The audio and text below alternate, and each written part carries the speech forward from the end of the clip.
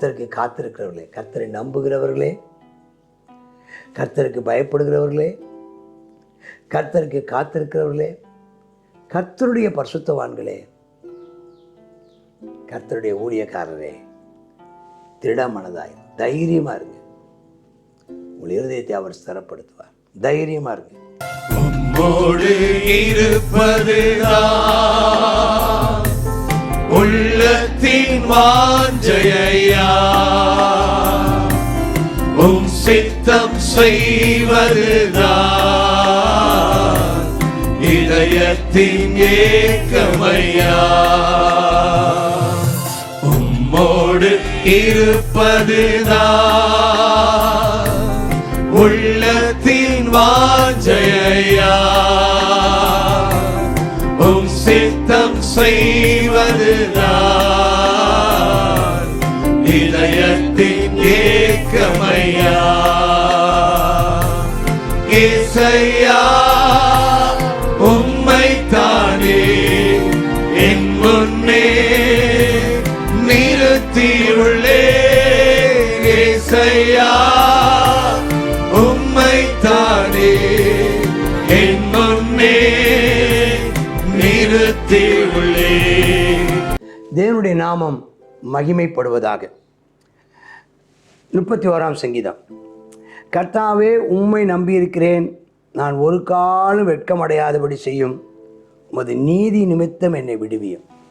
என்ன அர்த்தம்னா, ஆண்டவர் இந்த சங்கீதம் ஒரு நெருக்கடியான சூழலில், ஆமென் ஸ்தோத்திரம், தாவீதின் சங்கீதம் தானே, அவன் நெருக்கடியான சூழலில் தாவீது பாடுகிறார். பாவம் இல்லை, சங்கீதக்காரன் ரொம்ப பாவம். நம்ம பாடுகள், இந்த உலகமே பாடுகள் நிறைந்த உலகம்தான்.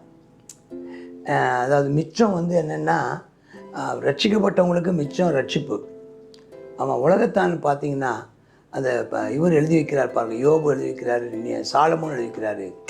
ஆக கடைத்தொகை பார்த்தீங்கன்னா சஞ்சலமும் மனதுக்கு வருத்தமாக இருக்கிறதுங்கிறது தான் முடிகிறதா இருக்கும். போகட்டும்.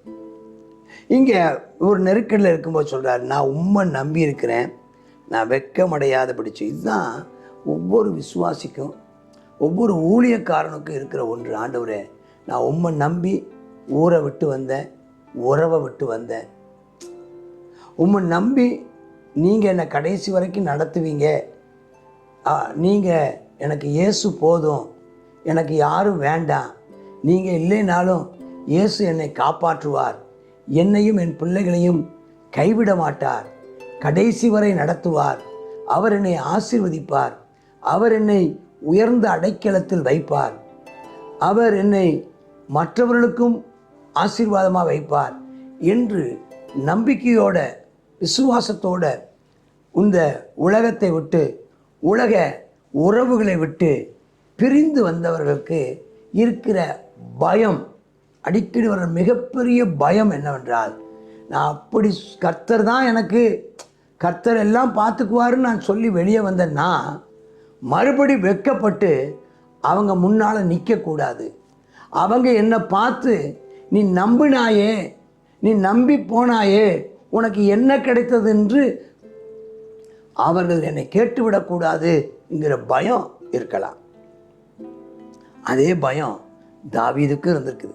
உம்மை நான் நம்பி இருக்கிறேன், நான் வெட்கப்பட்டு போகாத பிடிச்சு, நீங்கள் என்னை காப்பாற்றுவீங்க நம்பி இருக்கிறேன், நீ என் பிள்ளைகளை ஆசீர்வதிப்பீங்க நம்பி இருக்கிறேன், நீ என் வேலைகளை ஆசீர்வதிப்பீங்க நான் நம்பி இருக்கிறேன், என்னை கைவிட்டுறாதீங்க, நான் வெட்கப்பட்டு போகாத பிடிச்சிங்க.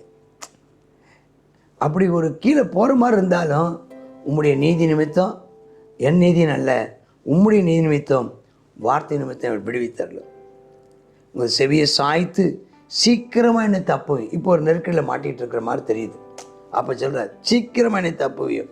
அவனுக்கு மற்றவனுக்கெல்லாம் இந்த செய்தி கேள்விப்படுவதற்கு முன்பதாக என்னை தப்புவியும். அப்படி ஒரு ஜபம். நான் கீழே விழுந்துட்டேன்ப்பா, நான் விழுந்துட்டேன்னு வெளியே தெரியாததுக்கு முன்னே, அது பரவலாக தெரிவதற்கு முன்னதாகவே என்னை தப்புவித்தரலும். நீர் எனக்கு பலத்த துருகம், எனக்கு அடைக்கலமான அரண், என் கண்மலை, என் கோட்டை, என் வழிகாட்டி. என்னை ஆமாம், நீங்கள் என்னை நடத்துங்கப்பா. எனக்கு அவங்க மறைவாய் வைத்த வலைகளை நீங்களாக்கி விடு. நான் நடந்து போகும்போது நான் விழணும்னு சொல்லி எனக்கு எத்தனையோ சதிகளை பண்ணி வச்சுருக்காங்கப்பா, எனக்கு அதெல்லாம் விடுதலை ஆக்கிடுங்கப்பா. நீங்கள் தான் எனக்கு அரண், நீங்கள் தான் எனக்கு என்னை சுற்றிலும் பாதுகாப்பு, என் கால் கல்லில் இடராதபடிக்கு தூதர்கள் என்னை காப்பார்கள் என்கிற நம்பிக்கை எனக்கு இருக்குது. கர்த்தர் என்னை சுற்றிலும் அக்கினி மதிலாக இருக்கிறார் என்ற விசுவாசம் எனக்கு இருக்கிறது.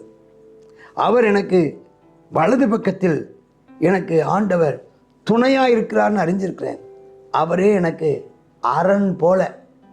இந்த இசட் பிரிவு பாதுகாப்பு எனக்கு கர்த்தர் வச்சிருக்கார்.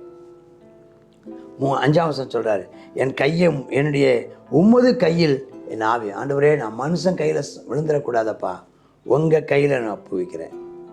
சத்தியபரனாய் கர்த்தாவே, நீர் என்னை மீட்டு கொண்டவர் அல்லவா, உம்முடைய கையில். இதே இந்த வார்த்தையை தான் இயேசுநாதர்னு சொன்னார். ஆனால் என் ஆவியை உம்முடைய கையில் ஒப்பு கொடுக்குறேன். மனுஷங்க கையில் இல்லைப்பா, அவன் உங்கள் கையிலே, நீங்கள் தந்த ஆவியை உங்கள் கையில் ஒப்பு கொடுக்குறேன். அப்படி ஒரு கடைசி வரைக்கும், நம்முடைய ஜீவன் போகும் வரைக்கும் தேவனோடு கூட நமக்கு அப்படிப்பட்ட உறவை, அப்படிப்பட்ட ஒரு அழுத்தமான ஒரு நெருக்கத்தை ஆண்டு நமக்கு தருவாராக. அப்பா, வீண் மாயைகளை பின்பற்றிக்கிறோம். வீண் மாயின விக்கிரகங்களை, அதாவது மூட நம்பிக்கைகளை பின்பற்றுகிறவர்களே நான் வெறுக்கிறேன், கர்த்தரையே நம்பி இருக்கிறேன். அந்த வீண் மாயில் ஒன்று தான் இந்த ஜாதகம் பார்க்குறதோ, கைரேகை பார்க்குறதோ, சோசியம் பார்க்குறதோ, குறி கேட்குறதோ, நாள் பார்க்குதலோ, நிமித்தம் பார்க்குதலோ, சகுனம் பார்க்குதலோ, இதெல்லாம் அதை நான் பற்றிக்கொள்றது. நான் அதை வெறுக்கிறேன். எதுக்குனாலும் உண்மையே நான் நம்பியிருக்கிறேன். உம்முடைய கிருபையில் நான் களி கூர்ந்து மகிழுவேன். நீங்கள் என் உபத்திரவத்தை பார்த்து என் ஆத்தும வியாகுலத்தையும் அறிஞ்சிருக்கீங்கப்பா. என்னை ஒருபோதும் சத்ருவின் கையில் மட்டும் ஒப்புக்கொடாதீங்க. ஒப்புக்கொடாமல் பாதம் விசாலமாக நிறுத்தினீங்க, அதுக்காய் ஸ்தோத்திரம். 39ஆம் வசனம், எனக்கு இறங்கும் கர்த்தாவே, நான் நெருக்கப்படுறேன். துக்கத்தினால் என் கண்ணும் என் ஆத்துமாவும் என் வயிறோடு கூட கருகி போயிடுச்சு. என் பிராணன் சஞ்சலத்தினாலும் என் வருஷங்கள் தவிப்பினாலும் கழிந்து போயிற்று. என் அக்கிரமத்தினால் என் பலன் குறைந்து என் எலும்புகள் உலர்ந்து போயிற்று. அப்போ எவ்வளோ அது எப்படி ரொம்ப ஒரு சுகவீனமான நிலை, ஒரு காய்ந்து போன வறட்சியான ஒரு நிலை, சரீரத்திலையும் வாழ்க்கையிலையும் ஒரு விதமான தவிப்பு, ஒரு விதமான புலம்பல்கள், ஒரு விதமான வேதனைகள், ஒரு வருத்தங்கள், மன உளைச்சல்கள், எதிர்காலத்தை பற்றியதான ஒரு நம்பிக்கையின்மை, நம்பிக்கை இல்லாமை. சொல்றார், என் சத்துருக்கள், நிறைய சத்துருக்கள் யாவர் நிமித்தமும் நான் என் அயலாருக்கு நிந்தையும் எனக்கு அறிமுகமானவர்களுக்கு அருட்களிப்புமானேன். வீதியில் என்னை கண்டவர்கள் விலகி போனார். அந்த அளவுக்கு ஒரு நிலைமை வந்துருச்சு. வெளியரங்கமாகவே மற்றவர்களுக்கு முன்பதாக அவமானப்படத்தக்கதாக இது இயேசு கிறிஸ்துவனுடைய வாழ்க்கையில் நடந்துச்சு. வீதியில் அவரை பார்த்தாங்க. செத்தவனை போல எல்லாராலும் மறக்கப்பட்ட நிலைமை வரலாம். உடைந்த பாத்திரம் பிரயோஜனம் இல்லை என்று சொல்லி முடிவெடுத்ததான தள்ளப்பட்ட இன்னைக்கு யாராவது மிகவும் உடைந்து போய், மிகவும் நொறுங்கி போய், உன்னுடைய நம்பிக்கையெல்லாம் நொறுங்கி போய், உனக்கு கண்ணுக்கு முன்னால் உன்னுடையதான எதிர்காலம் ஒரு கண்ணாடி குடுவையை போல நொறுங்கி போனது. இனி அது ஒன்று முடிந்தது என்ற நிலையில் இருக்கிற உனக்கு அநேகர் அவதூறுக்கே பண்ணுறாங்க. திகில் ஒரு பக்கம். அந்த நேரத்திலையும் 14ஆம் வசனம் கையை வைத்து சொல்லுங்க, நானோ கர்த்தாவே உம்மை நம்பியிருக்கிறேன், நீரே என் தேவன். அல்லேலூயா. என் காலங்கள் உம்முடைய கரத்தில் இருக்கு. நான் தைரியமாக சொல்லுங்கள், உம்மை நம்பியிருக்கிறேன், நீரே என் தேவன். என் காலங்கள், என் ஃப்யூச்சர், என் எதிர்காலம் உங்கள் கையில் இருக்குதப்பா. என் சத்துருக்களின் கைக்கும் என்னை துன்பப்படுத்துகிற கைக்கு என்னை தப்பு வச்சிருங்கப்பா. முகத்தை ஊழியக்காரமே பிரகாசிக்க பண்ணி கிருபையினால் என்னை ரட்சியும். கர்த்தாவே எழுந்தருளும். சத்துருக்கள் சிதறண்டு போவார்களாக. உம்மை பயக்கிற யாவரும் உமக்கு முன்பாக ஓடி போவார்களாக. கர்த்தாவே, கர்த்தர் உன்னை ஆசீர்வதித்து காக்க கடவர். கர்த்தருடைய தம்முடைய திருமுகத்தின் வெளிச்சத்தை உண்மையில் உதிக்க பண்ணி கிருபையாக இருக்க கடவுள். அதாங்க சொல்கிறேன். 17ஆம் வசனம், கர்த்தாவே உண்மை நோக்கி கூப்பிட்டேன்ப்பா, நான் வெட்கப்பட்டு போகாதபடி செய்யுங்கப்பா. துன்மார்க்கன் வெட்கப்பட்டு பாதாளத்தில் மௌனமாக இருக்கட்டும். நீதிமானுக்கு விரோதமாய் பெருமையோடும் இகழ்ச்சியோடும் கடினமாய் பேசுகிற பொய் உதடுகள் கட்டப்பட்டு போவதாக. எல்லாம் சொல்லுங்க. நீதிமானுக்கு விரோதமாய் பெருமையோடும் இகழ்ச்சியோடும் கடினமாய் பேசுகிற பொய் உதடுகள் கட்டப்பட்டு போவதாக. உமக்கு பயந்தவர்களுக்கும், பாருங்க ஆண்டு வார்த்தை உங்களோட வருது. உமக்கு பயந்தவர்களுக்கும் மனுப்புத்தருக்கு முன்பாக உம்மை நம்புகிறவர்களுக்கும் நீர் உண்டு பண்ணி வைத்திருக்கிற உம்முடைய நன்மை எவ்வளவு பெரியது. பிரதர், சிஸ்டர், அன்பு நண்பரே, சோர்ந்து போகாதீங்க. உங்களுக்காக கர்த்தர் வைத்திருக்கிறதான ஆசீர்வாதங்கள் மிகவும் பெரியது. நீங்கள் அவருக்கு பயந்து நடக்கிறீங்க, நீங்கள் அவரை நம்புறீங்க, நீங்கள் அவருக்காக காத்திருக்கிறீங்க. விசுவாசத்தோடு வாக்குத்தத்தத்தை பிடித்து காத்திருக்கிற உங்களை வெட்கப்பட்டு போக விட மாட்டார். நீங்கள் வெட்கப்பட்டு போவதில்லை. அவர் உங்களுக்காக ஆயத்தம் பண்ணி வச்சிருக்கார். கண் காணல, அதை காது அதை கேட்கல, இருதயத்தில் தோணலை. சரியான நேரத்தில் ஆண்டதை வெளிப்பட பண்ணுவார். உங்கள் துக்கம் சந்தோஷமாய் மாறும். சொல்லிட்டு நிறைய ஆண்டோட என்னை இந்த மனுஷனுடைய அகங்காரம், நாவுகளின் சண்டை எல்லாத்தையும் ஆண்டவனை மறைச்சு காத்துக்கொள்வார். அந்த 21 வசனம், கர்த்தர் அரணான நகரத்தில் எனக்கு தமது கிருபையை அதிசயமாய் விளங்க பண்ணபடியால் அவருக்கு ஸ்தோத்திரம் பண்ணுங்க. கையை உயர்த்தி உடைய கிருபைக்காக ஸ்தோத்திரம். நீ பாதுகாத்த கிருபை, தப்பு வைத்த கிருபை, நித்திய கிருபை. அப்பா, நான் வெட்டுண்டு போனேன், முடிந்து போனேன். என்னுடைய எல்லாம் முடிந்ததென்று நான் முடிஞ்சிச்சு. மனக்கலக்கத்தில் அவ்வளோதான், இனி நான் எழுந்திருக்க மாட்டேன், இனி எனக்கு ஒரு எதிர்காலம் இல்லை. அப்படிப்பட்ட நேரத்திலையும் கர்த்தர் உங்கள் ஜெபத்தை கேட்டிருக்கிறார். கர்த்தருடைய பரிசுத்தவான்களே, எல்லாரும் அவர்கிட்ட அன்பு கூறுங்கள். ஏன்னா அவர் நமக்காக எல்லாவற்றையும் நன்மைக்கு ஏதுவாகவே அனுமதிக்கிறவர், நன்மைக்கு ஏதுவாகவே செய்கிறவர். உண்மை இல்லவனை கர்த்தர் நிச்சயமாக தற்காப்பார். இடும்பு செய்கிறவனுக்கு நிச்சயமாக பதிலளிப்பார். தைரியமாக இருங்க. கர்த்தருக்கு காத்திருக்கிறவர்களே, கர்த்தரை நம்புகிறவர்களே, கர்த்தருக்கு பயப்படுகிறவர்களே, கர்த்தருக்கு காத்திருக்கிறவர்களே, கர்த்தருடைய பரிசுத்தவான்களே, கர்த்தருடைய ஊழியக்காரரே, திடமனதாய் தைரியமாக இருங்க. உங்கள் இருதயத்தை அவர் ஸ்திரப்படுத்துவார். தைரியமாக இருங்க. உரபாஷி கந்தரவர். ஓ ஹல்லேலூயா. மிகுந்த ஆமென், ஸ்தோத்திரம்.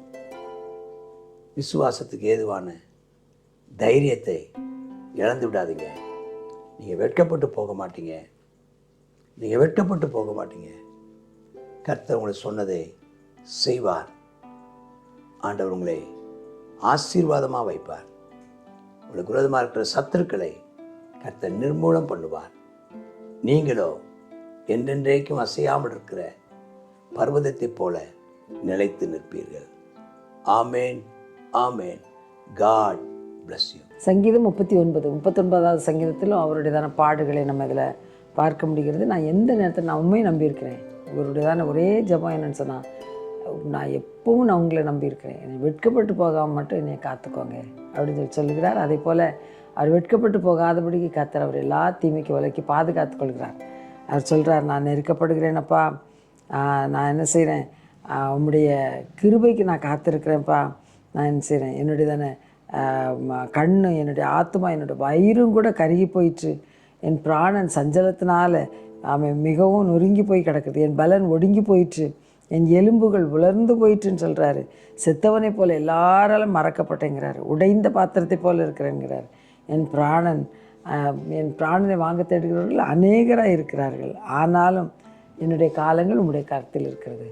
அவர் நமக்கு குறிக்கப்பட்ட நாட்களுக்கு முன்பதாக யாரும் என்ன செய்ய முடியாது, நம்மளை சாகடிக்க முடியாது. அவர் நமக்கு என்றைக்கு நியமிச்சிருக்கிறாரோ அன்றைக்கி தான் நமக்கு என்ன செய்யும், மரணம் வரும். அதுவரையிலும் கர்த்தர் நம்மை கைவிடவே மாட்டார். நம்ம அவரை உறுதியாய் பிடித்துக் கொள்வோமா? ஜெபிக்கலாம்.